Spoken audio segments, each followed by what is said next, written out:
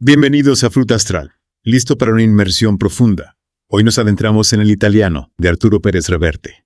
Y tenemos un montón de material para esta inmersión. Reseñas, resúmenes, incluso un análisis súper completo de un blog literario. Uf, una buena mezcla para analizar la novela desde diferentes puntos de vista. Exacto. Y lo que queremos hacer hoy es entender por qué El Italiano ha cautivado a tantos lectores. No solo vamos a repasar la trama, sino que iremos más allá, explorando el contexto histórico de la Segunda Guerra Mundial, la peculiar historia de amor que se desarrolla en medio del conflicto, y la figura del héroe, que en esta novela no es lo que uno esperaría. ¿Listos para descubrir los secretos de El Italiano? Por supuesto. Yo creo que un buen punto de partida sería el trasfondo histórico. La novela nos sitúa entre 1942 y 1943, en plena Segunda Guerra Mundial, con Gibraltar y la línea de la Concepción como telón de fondo. Un escenario crucial, ¿no? Gibraltar, un territorio británico en la costa española. Era un punto estratégico durante la guerra. Un hervidero de espionaje e intriga. Totalmente. Y es en este contexto donde entran en juego los buzos de combate italianos. La unidad Orsa Maggiore, que utilizaban torpedos humanos llamados Maiale para sabotear barcos aliados. Imagínese la audacia. Y lo que es aún más fascinante es que Pérez Reverte se inspiró en hechos reales para esta parte de la historia. Es decir, estos buzos existieron realmente y llevaron a cabo misiones tan peligrosas como las que se describen en la novela. Claro. Y este realismo histórico es uno de los aspectos que más destacan los críticos y los lectores. Pérez Reverte no solo nos cuenta una historia, sino que nos sumerge en un mundo real, con personajes y situaciones que podríamos haber encontrado en los libros de historia. Y hablando de personajes, en medio de este escenario bélico, Pérez Reverte nos presenta una historia de amor poco convencional, la de Elena Arbues, una joven bibliotecaria española que ha enviudado, y Teseo Lombardo, uno de los buzos italianos. Un encuentro fortuito que cambia sus vidas para siempre. Elena encuentra a Teseo herido en la playa y decide ayudarlo, a pesar del riesgo que esto implica. Es una decisión valiente, ¿no crees? En tiempo de guerra, ayudar al enemigo podría considerarse traición. Y sin embargo, Elena no lo duda. Es un acto de rebeldía, sin duda, y creo que aquí radica uno de los puntos fuertes de la novela. La exploración de la complejidad humana en tiempos de conflicto. Elena no es un personaje plano, no es una simple heroína romántica, es una mujer con sus propias convicciones, con sus dudas, con sus miedos, que se ve obligada a tomar decisiones difíciles en un contexto extremo. Exacto. Y creo que la novela nos invita a reflexionar sobre lo que haríamos nosotros en una situación similar. ¿Seguiríamos las normas sociales? ¿O escucharíamos a nuestra conciencia? ¿Seríamos capaces de ver al enemigo como un ser humano, como alguien que merece nuestra compasión? Preguntas difíciles, que El Italiano nos plantea de una manera magistral. Y creo que es precisamente esta capacidad de hacernos reflexionar, de cuestionarnos en nosotros mismos, lo que convierte a esta novela en una obra tan poderosa. Totalmente de acuerdo. Y hablando de poder, me gustaría destacar el papel crucial que juegan los libros en esta historia. Elena es una apasionada de la lectura y utiliza la literatura para comprender a Teseo, para conectar con él a pesar de sus diferencias culturales. Los libros actúan como un puente entre ellos, permitiéndoles comunicarse a un nivel más profundo, más allá de las palabras. Y esto nos lleva a otro aspecto interesante de la novela: la importancia de la comunicación, no solo verbal, sino también a través de la cultura, Del arte. de las emociones compartidas. Es fascinante cómo Pérez Reverte utiliza los libros como un elemento clave en la trama. No son un simple adorno, sino una herramienta para que los personajes se conozcan a sí mismos y al mundo que les rodea.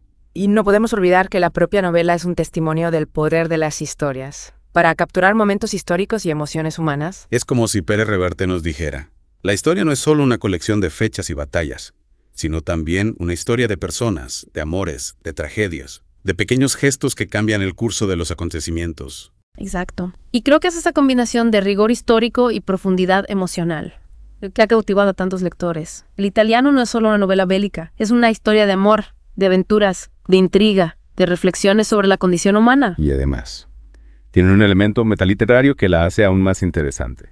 ¿Te refieres a la figura del periodista que investiga la historia de El Italiano? Exacto. Es como si Pérez Reverte nos estuviera diciendo: esta no es solo una novela, es una investigación, una búsqueda de la verdad. Y al mismo tiempo, es una construcción, una ficción. Pérez Reverte juega con los límites entre la realidad y la ficción, invitándonos a cuestionar la naturaleza misma de la verdad. ¿Qué es real? ¿Qué es inventado? ¿Dónde está la línea que separa la historia de la literatura? Preguntas fascinantes, que sin duda exploraremos en mayor profundidad a lo largo de esta inmersión. Estoy seguro de que será un viaje apasionante. Y hablando de esa búsqueda de la verdad, me parece fascinante cómo la novela presenta una visión de los italianos que desafía los estereotipos de la época. Sí, es cierto. A menudo en las narrativas de la Segunda Guerra Mundial se presentan a los italianos como un bando poco eficiente, o incluso cómico.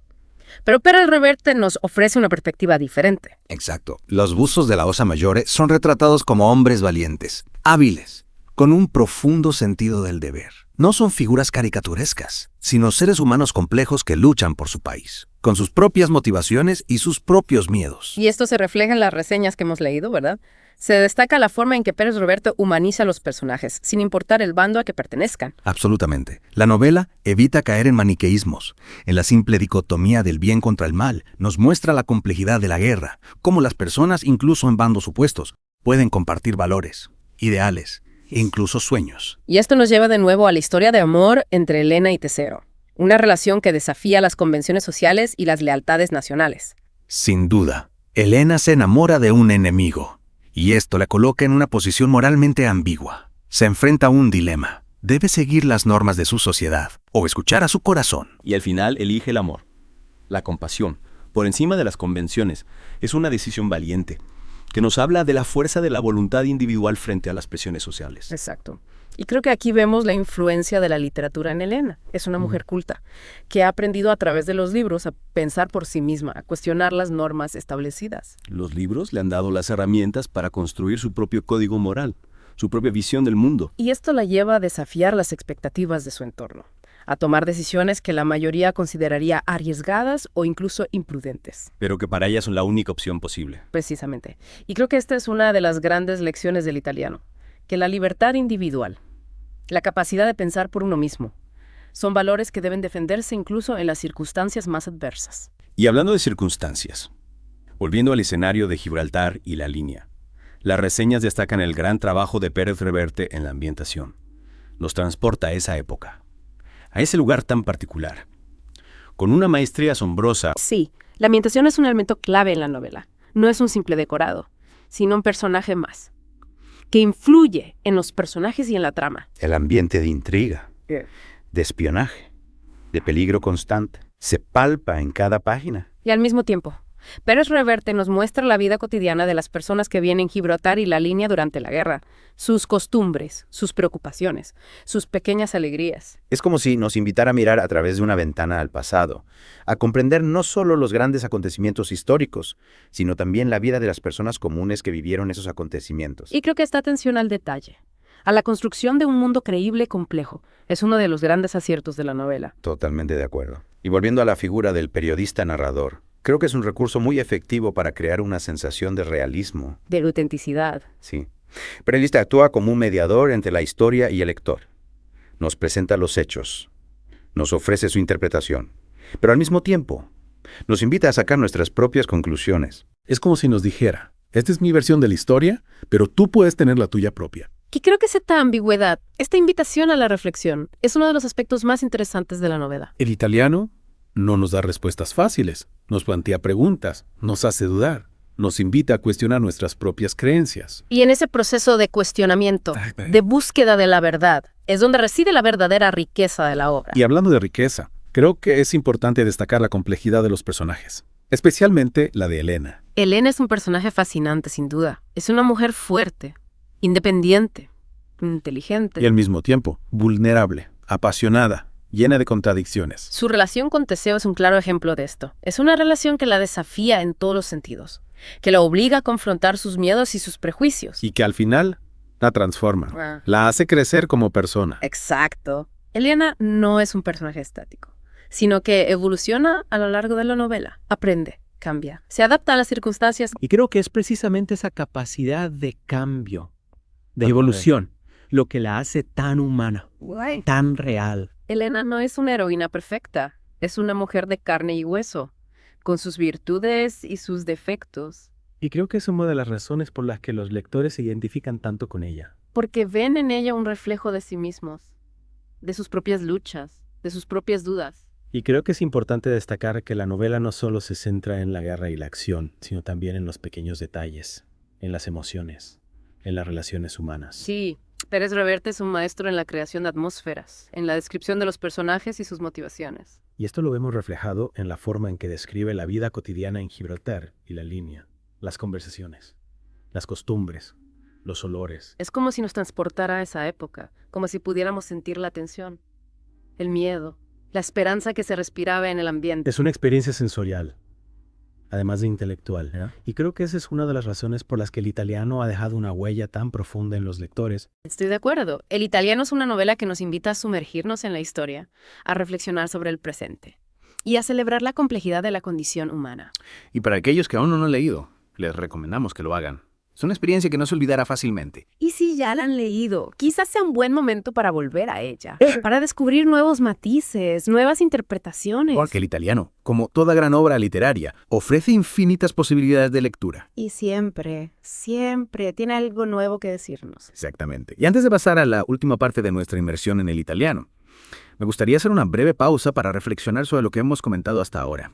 ¿Qué te ha llamado más la atención de la novela? Para mí, lo más fascinante es cómo Pérez Reverte logra combinar la acción y la intriga con una profunda reflexión sobre la condición humana.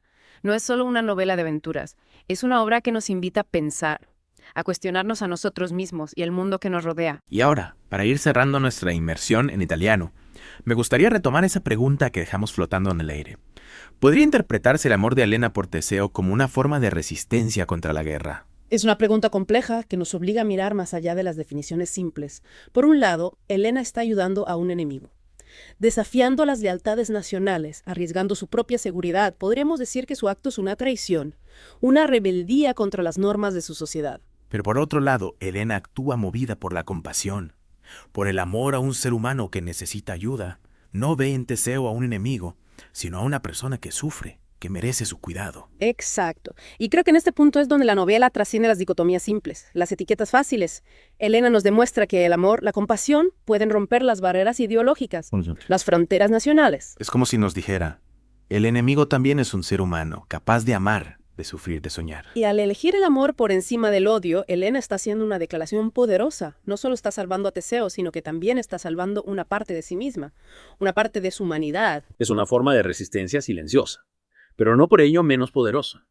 Una resistencia que no se expresa con armas, sino con actos de bondad, de empatía, de amor. Y creo que esta es una de las grandes enseñanzas de Italiano, que la resistencia puede tomar muchas formas, que la lucha por un mundo mejor no siempre se libra en los campos de batallas, sino también en los pequeños gestos cotidianos. En las decisiones que tomamos cada día, en la forma en que tratamos a los demás, en la capacidad de ver al otro, no como un enemigo, sino como un ser humano que merece nuestro respeto y nuestra compasión. Exacto. Y creo que este mensaje es especialmente relevante en el mundo actual. Un mundo marcado por la violencia, la polarización, la intolerancia al italiano nos recuerda que siempre hay espacio para la esperanza, para la construcción de puentes en lugar de muros. Y para terminar, me gustaría invitar a nuestros oyentes a sumergirse en las páginas del italiano. Es una novela que nos conmueve, que nos hace pensar, que nos invita a ser mejores personas. Y para aquellos que quieran vivir la experiencia de la novela de una forma aún más intensa, les recomendamos escuchar el audiolibro. Encontrarán el enlace en el primer comentario de este video. No se pierdan esta oportunidad de adentrarse en el mundo fascinante del italiano. Si les gustó esta inmersión profunda, no olviden darle a me gusta y compartir este video con otros amantes de la buena literatura. Hasta la próxima.